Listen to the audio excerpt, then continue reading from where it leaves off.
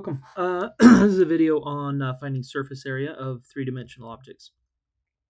In this first example, we're going to see this is a cone, and it has two surfaces. We could think of this as being here the top surface, the cone part, if you will. Like if you're eating an ice cream cone, this would be the actual cone. And then we have the bottom, which is just a circle. And when you if you in your notes you have some formulas, and so the surface area of a cone, the cone part, the lateral part, the part that comes to the point, that part is pi RL, but the circle part, pi r squared. And so that's what we're going to do here.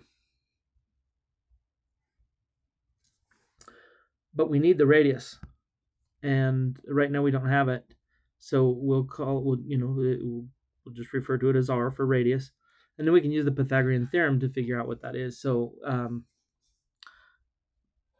r squared plus 8 squared, those are the two legs of this right triangle, and then the 10 is equal to 10 squared, and so r squared equals r squared plus 64 equals 100. R squared, if you subtract 64 from both sides, r squared equals 36. And there, take the square root of both sides, r then equals 6. So let's copy these formulas down here again.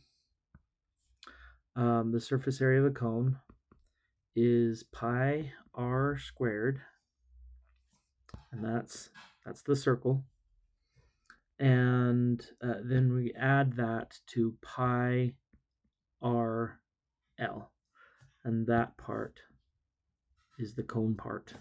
And so the L,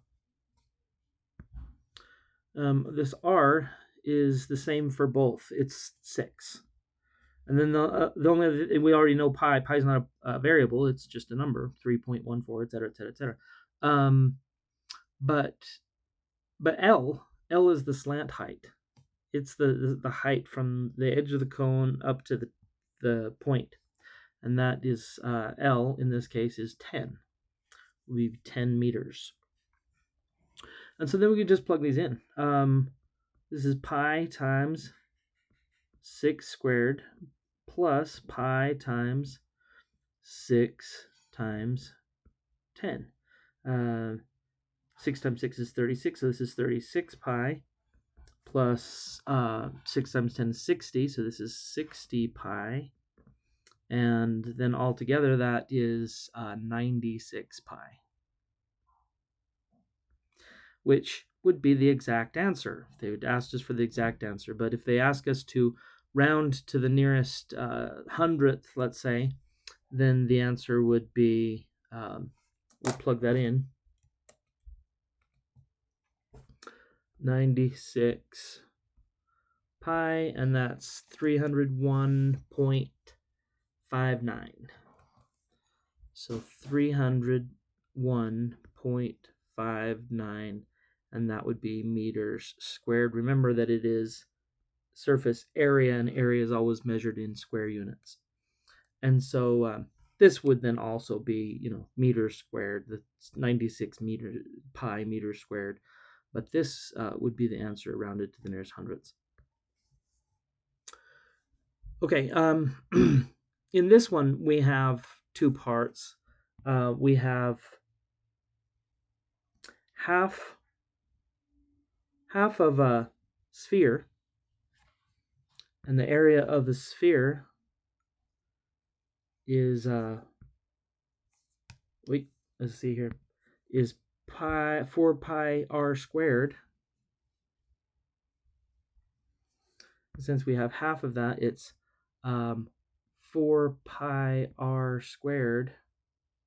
Oops, 4 pi r squared, but we have half of it, so that's what that would be. And then we'd add that to just the cone part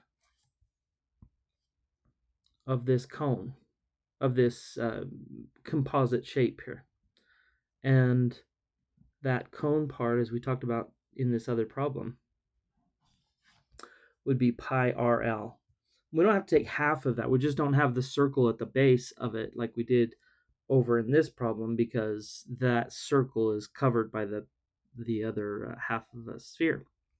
And so we just have pi RL. And once again, we have R. R in this case is given, it's 10. And we have L, and that's 13. And that's all we need to find the surface area. So we're going to take the surface area then is equal to 4 pi, and then R is 10, so that's 10 squared divided by 2, plus pi times R, which is 10, times L, which is 13. So over here I have 130. 10 times 13 would be 130 pi. And on this side I have that 10 squared is 100, times 4 is 400, but half of that is 200. So I have 200 pi. Add that together, 200 plus 130 would be 330 pi. And that would be in square units, which in this case would be square inches. Exact answer. That's the exact answer. But the approximate answer we just get from plugging that in. So we take 330 times pi, and that's 1036.73. 1036.73 square inches. And that's the surface area of this composite shape. Ok, en español. Tenemos dos objetos y tenemos que encontrar el área de la superficie de esos dos objetos.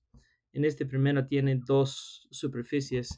Tiene esta superficie de abajo, que es un círculo, y eso se da por pi por r cuadrado.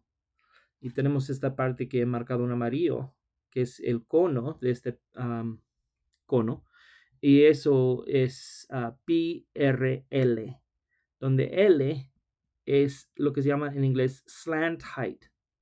Es la altura inclinada. No es 8, es 10. Es la altura inclinada de este cono. Y no nos dio, al principio no nos dio este radio del círculo. Entonces usamos el teorema de Pitágoras aquí para encontrar que R era 6. Entonces lo marcamos de que R es 6. Y usando la fórmula necesitamos saber R y L. R y L. R aquí y R aquí es lo mismo. Entonces R es 6 y L es 10. Entonces sustituyendo esos valores en la fórmula, pi por r cuadrado, pi por 6 cuadrado,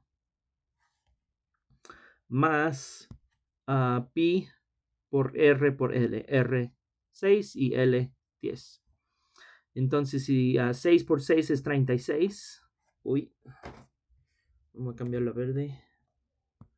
6 por 6 es 36, 36 pi, y 6 por 10 es 60 pi, y cuando se suma da 96 pi m cuadrado. Ese es el valor exacto, pero no es súper útil si quieres usarlo para comprar pintura o lo que sea. En este caso, entonces, lo sustituimos en la calculadora, 96 pi, y como verás, es 301.59 y eso es en este caso unidades metros cuadrados. Entonces 301.59 metros cuadrados. Ahora, para encontrar el área de superficie de este objeto compuesto de dos cosas, la mitad de una esfera y la parte arriba del cono, tomamos esta parte, que es el área de la esfera, pero solo tenemos la mitad de una esfera, entonces lo dividimos entre dos. Y esta parte amarilla, tenemos, ese es el cono, y como habíamos dicho, eso es pi por r por L. Y pi por r por L, lo dimos en amarillo. Y nos dio r, que es 10, nos dio L, que es 13. Entonces solo hay que sustituirlo en la fórmula. 4 por pi por r cuadrado, que es 10 cuadrado, dividido entre 2. Y pi por 10 por 13. Entonces, 3 por 13, disculpe, 10 por 13 es 130 por pi.